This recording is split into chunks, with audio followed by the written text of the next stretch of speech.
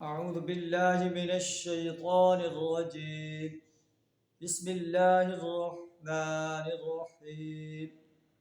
ويل لكل همزة لمزة الذي جمع مالا وعدده يحسب أن ماله أخلده كلا لينبذن في الحطمة وما أدراك ما الحطمة نار الله الموقدة التي تطلع على الأفئدة إنها عليهم مؤصدة في عمد ممددة صدق اللہ العظیم. سورہ الہمزہ آپ کے سامنے تلاوت کی ہے. سورہ الہمزہ مکی صورت ہے. اسے الہمزہ اس لیے کہتے ہیں، اس میں الہمزہ کا لفظ آیا ہے، ویل لکل ہمزۃ لمزہ.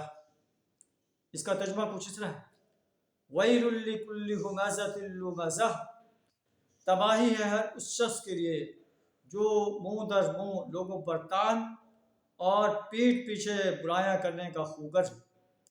الذی جمع مالا وعددہ، جو مال جمع کرتا ہے اسے گن گن کر رکھتا ہے، یعنی اللہ کے راستے میں خرچ نہیں کرتا بلکہ محفوظ کو مال کو گن گن کر محفوظ کر کے رکھتا ہے کہ یہ کہیں خرچ نہ ہو جائے.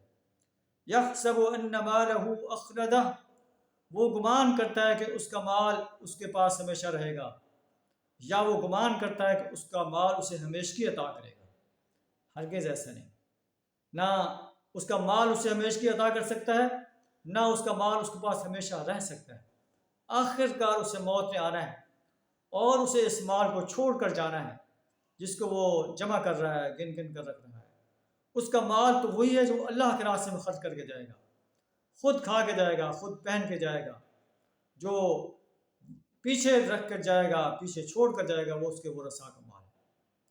اللہ کے رسول صلی اللہ علیہ وسلم نے فرمایا کہ انسان کہتا ہے مالی مالی، میرا مال میرا مال، حالانکہ اس کا مال تو وہی ہے جو اس نے کھا لیا، پی لیا، پہن لیا، اللہ کے راستے میں خرچ کر دیا.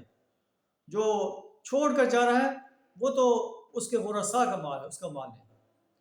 یحسب ان مالہ اخلدہ، وہ گمان کرتا ہے اس کا مال اس کے پاس ہمیشہ رہے گا. کلا، ہرگز ایسا نہیں. لینبذن فی الحطمہ، وہ حطمہ میں ڈالا جائے گا، ایسی جہنم میں ڈالا جائے گا جو اسے چکنا چور کر دے گی، پیس کے رکھ دے گی. وما ادراک ما الحطمہ، اور تم کیا جانو کہ وہ حطمہ کیا ہے؟ نار اللہ الموقدہ، اللہ کی بھٹکائی ہوئی آگ ہے. التی تطلع علی الافئدہ، جو دلوں تک پہنچ جائے گی.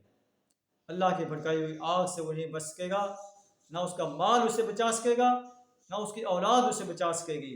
اس لیے کہ وہ دنیا کے اندر جو ہے لوگوں پر تان کرتا رہا، ان کی غیبت کرتا رہا، مال کو جمع کرتا رہا، باغی اور سرکش بندہ بن کر جو ہے دنیا کے اندر بغاوت کرتا رہا، اللہ کے احکامات کے خلاف بغاوت کرتا رہا، باطل نظاموں کو سپورٹ کرتا رہا، اللہ کے مقابلے میں اوروں کی پرستش، اوروں کی بندگی اور غلامی اختیار کرتا رہا، اوروں کو اللہ کے مقابلے میں حاجت روا اور مشکل کشا بناتا رہا، اوروں کو نیاز و نیاز مانتا رہا. اللہ فرماتا ہے کہ یہ انسان لَيُنبَذَنَّ فِي الْحُطَمَةِ، ضرور حطمہ میں ڈالا جائے گا. اور وہ کیا ہے؟ اللہ کی بھٹکائی ہوئی آگ ہے جو دلوں تک پہنچ جائے گی. اِنَّهَا عَلَيْهِمْ مُؤْصَدَةٌ، وہ ان پر ڈھانک کر بند کر دی جائے گی. فِي عَمَدٍ مُمَدَّدَةٍ، اونچے اونچے ستونوں میں جو ہے ان پر جو ہے انہیں بند کر کے یا ستونوں کے ساتھ باندھ کر جو ہے آگ ان پر بند کر دی جائے گی. اتنا اس کا ہولناک انجام ہوگا کہ وہ انسان تصور بھی نہیں کر سکتا کہ میرے لیے ایسی آگ تیار ہے. آئیے ہم بھی اپنے آپ کو اس آگ سے بچانے کے لیے ہمس اور لمس جیسے طرز عمل اختیار کرنے کی بجائے ایک بہترین مسلمان کا سا طرز عمل اختیار کریں. اپنے مال کو اللہ کے راستے میں خرچ کریں، انسانیت کی قدر کریں، ان کی عیب چی نہ کریں، ان پر تانا زنی نہ کریں، اور اللہ کے فرمانبردار بندے بن کر اللہ کے دین کو غالب کرنے کے لیے میدان عمل میں آ جائیں.